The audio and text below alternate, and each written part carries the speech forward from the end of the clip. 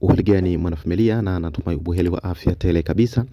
Sasa kama ni mara ya kwanza kabisa kutembelea kwenye YouTube channel yetu, tuendelee kukukumbusha kwamba usisahau kubofya maneno mekundu yaliyoandikwa subscribe hapo chini ya video ili uwe kwanza kabisa kupata habari zetu punde tunapokuwekea kunako YouTube channel yetu. Sasa mwanafamilia, hii leo tukiangazia kunako viwanjani, yani football kwa ujumla, hasa kwenye klabu ya Wekundu wa Msimbazi. Sasa miongoni mwa mechi ambazo zilitamatika au zilifanyika kipindi cha hivi karibuni kwenye msimu huu mpya wa ligi kuu Tanzania bara, moja mchezaji ambaye alionekana akiteta au kizungumza na mchezaji wa klabu ya Wekundu wa Msimbazi, anamzungumzia Soa, huku ikibainishwa mchezaji huyo huenda alikuwa anamuomba mchezaji mwenzake ambaye ni Soa, ambapo walionekana watu hawa wawili wana uhusiano, wana urafiki wa karibu baada ya mechi kutamatika na kuweza kuteta baadhi ya mambo hasa walipokutana kwenye mchezo huo. Na ni kwamba katika kitu ambacho kilihisiwa kwenye kile ambacho kilionekana baina ya wachezaji hao wawili, ya kwamba huenda mchezaji huyo alikuwa anamuomba mchezaji mwenzake yani Soa ili kupata connection ya kujiunga na kikosi cha Wekundu wa Msimbazi, kwa kuwa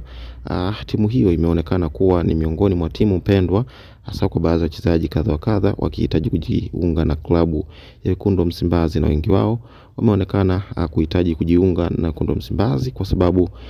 kadha wa kadha ambazo wanaona kwao zitakuwa na faida kubwa hasa kwenye career yao ya football. Miongoni ni kama haya kutengeneza connection, kama tunaofahamu kwa Tanzania bara, hasa kwa timu ambazo zinacheza klabu bingwa barani Afrika. Ukiwa miongoni mwa wachezaji ambao wanacheza katika vikosi hivyo, katika timu hizo, basi kuna uwezekano mkubwa wa kuonekana, hasa kwa kuwa timu hizo zinacheza michuano ya kimataifa barani Afrika. Kwa hiyo vilabu mbalimbali vinaweza vikakuona na kukuhitaji endapo utakuwa na mchango mkubwa hasa kwenye klabu yako ambayo unayokuwa unaichezea kwa muda huo, mfano kama klabu ya Wekundu wa Msimbazi. Na pia ambacho kimefurahisha watu ni pamoja na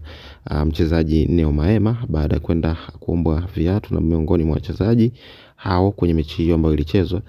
na kuona ni vyema kwenda kumchukulia viatu vipya kabisa na kumkabidhi mchezaji huyo ambaye alionekana kumuomba mchezaji huyo viatu. Na kitu hicho kimefurahishwa na wadau na wapenzi wa football, yani mashabiki kwa ujumla, baada ya mchezaji huyo kuonyesha love kwa mchezaji mwenzake baada ya kumuomba viatu, na kuona kwamba ni vyema akamchukulia viatu vipya na si kumpa viatu ambavyo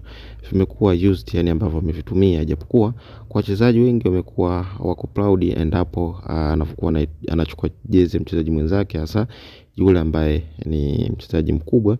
au mchezaji ambaye ni kioo kwenye jamii. Kwake anakuwa ni kama kumbukumbu kwake ya kuwa ameachiwa kitu ambacho kwake yeye kitakuwa kama ni miongoni mwa kumbukumbu